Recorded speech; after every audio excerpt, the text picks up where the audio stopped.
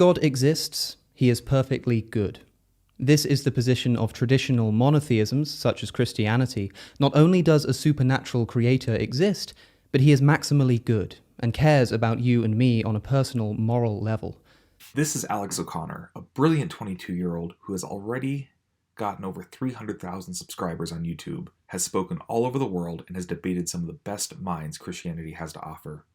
He's much smarter than I am, and I have no problem admitting that. However, he recently put out this video explaining how he can turn a theist's argument for a good God around to argue for an evil God. So is God evil? Can you use the arguments for a good God against the theist? So I'll only be discussing the pertinent portions of this video. I encourage you to watch his original video in full, which I've linked in the description. Religious believers have many ways in which they respond to the problem of evil and defend the idea that a good God exists despite the existence of evil. Yes, there are many defenses of why a good God exists despite the evident evil in the world.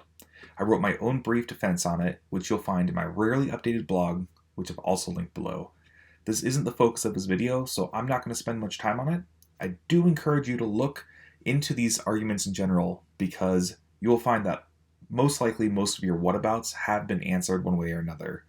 Now, hold on, though. This is ridiculous. Obviously, God can't be maximally evil. That's a ludicrous suggestion. Clearly, the world could be worse than it is, and a maximally evil God would make it worse. And clearly, there's so much good in the world as well. Beauty and love and laughter. Things that a maximally evil God wouldn't allow to exist. This sounds really reasonable. It's a trap! But if the religious can say, look at how much good there is in the world, this disproves the evil God hypothesis. Why can't the atheist say, look how much evil there is in the world, this disproves the good God hypothesis? Alex makes a perfect point. But it's not really a fair point, because any prepared Christian is not going to argue like this. This is the Christian equivalent of invisible unicorns and flying spaghetti monsters.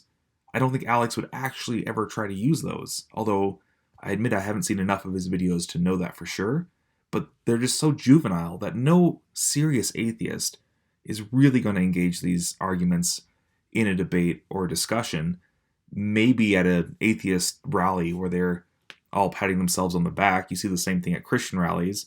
You see the most basic arguments and hoorah-rahs employed just to get the audience going, but they're actually meaningless in a real sense. Most theists say that the idea of a good God is far more reasonable than the idea of an evil God, but if the arguments for defending the first work just as well in defending the latter, then they're unjustified in claiming that the good God hypothesis is more rational than the evil God hypothesis.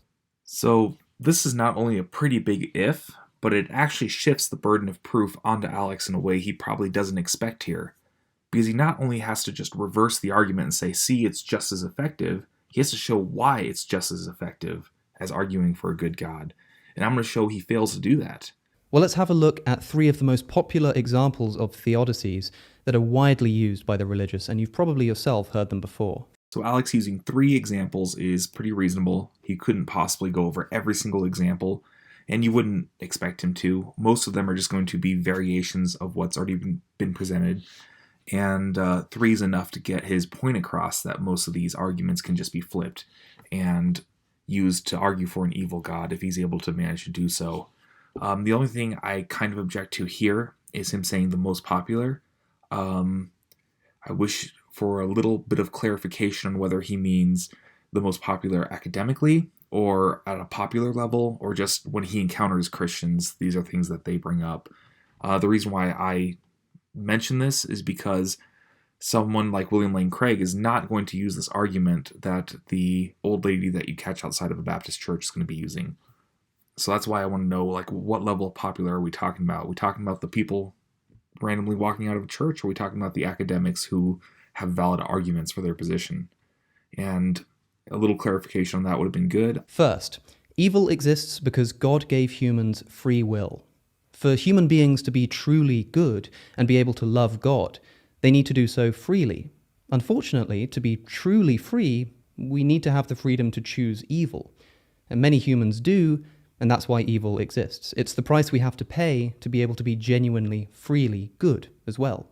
So Alex starts off with the strongest of the three arguments that he's going to present, and the direction he's going to go with the free will defense should be pretty obvious to you, but I'm going to go ahead and let him make the argument in his own words. If you want to find out a really good treatment of the free will defense, I really recommend reading the works of Alvin Plantinga.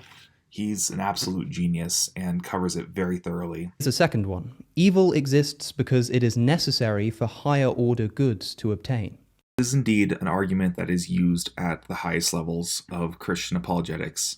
However, it is an argument that I absolutely hate, and I don't think it makes any sense at any level. So whatever Alex has to say about this one, I'm going to say, yeah, Alex, you're probably right.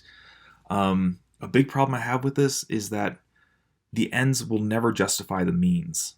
And God will never create evil just to have higher order goods. And that is exactly what this defense suggests. You might argue that, oh no, I would never suggest that God would intentionally create evil to bring about these higher order goods. But really, there's no way to make this argument without having that implication. So that is outside of God's nature. I don't think this argument makes any sense. And go for it, Alex. Tear this one apart. Here's a third theodicy. Evil exists because without it, we couldn't have a conception of good. As C.S. Lewis timelessly put it in a slightly different context, a man does not call a line crooked unless he has some idea of a straight line. This is the first time I feel like Alex is being either disingenuous or just has not taken the time to look at the full context of that quote, because C.S. Lewis's quote is not just slightly different, it is completely different in context. He is not making the argument that evil needs to exist in order to show us that good exists or that God is good. Rather, he uses the fact that evil does exist to show that he has something to balance that against, which is a good God, and that he has no right to claim knowing what good and evil is without that.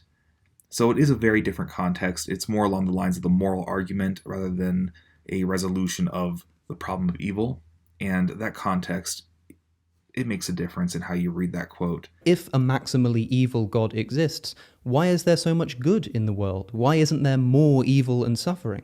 And more troublingly, many people around the globe live peaceful, lavish, and wealthy lives, even if not everyone does. But surely if God was maximally evil, then we'd all be living horrible lives. It's a trap! Good exists because God gave humans free will. For human beings to be truly evil and to be able to harm each other maliciously, they need to do so freely. If we were all robots, determined by God to always do what was bad, we'd be compelled into doing bad deeds, which doesn't truly make us bad at all, since we wouldn't be responsible for the actions. Here I believe Alex fails because free will is intrinsically a good thing. Sure, people can pervert it to do evil things, which is part of the existence of free will, that you can choose to do evil. However, the idea that free will itself is somehow neutral is simply not true. Your ability to choose good and evil, your ability to do right and wrong, that is an intrinsically good thing. You are not pre-programmed to do good or evil. So when Alex tries to flip this and say, well, you're not pre-programmed to do good, well, you're right, Alex, you're not pre-programmed to do good. However, the fact that you have a choice to do good is intrinsically a good thing, not an evil thing, even if people do evil things with it. So this fails before it ever gets off the ground. Good exists because it is necessary for higher order evils to obtain. Yeah, I pretty much agree with him. This one is easy to flip and doesn't make sense from the get-go. It necessitates the existence of evil rather than simply allowing it as a possibility. And just because evil does exist doesn't mean that it's necessary. It's just a possibility that exists when God gives us our free will. Yeah, I don't have a lot to say. Good exists because without it, we wouldn't have a conception of evil. By allowing some people to live in luxury, it makes it all the more painful and depressing to live in poverty and sadness. So aside from an out-of-context C.S. Lewis quote, nobody is actually using this argument. So this is ridiculous. I suppose, but you got to have evil to have good. Oh no. Do you have to have sickness to have health? Yes, You do, really? I believe so. So, to maximize the suffering of those people, an evil God would allow some people to live luxuriously to provide a painful point of comparison. Dillahunty actually helps make my point. St. Augustine argued that evil was not something separate from good, rather, it is a perversion of good. The same way, health and sickness are not two separate things, rather, sickness is a perversion of health. You can be healthy and never know sickness, but you can't be sick and never know health. You can recognize health even if you are sick, just like you can recognize good even if you are evil.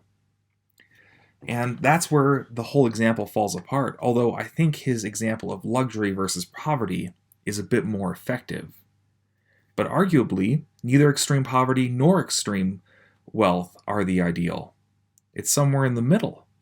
The Bible tells us to pray for neither extreme wealth or extreme poverty. Give us enough that we can live and not commit a crime or curse God's name, but don't give us so much that we think we don't need God.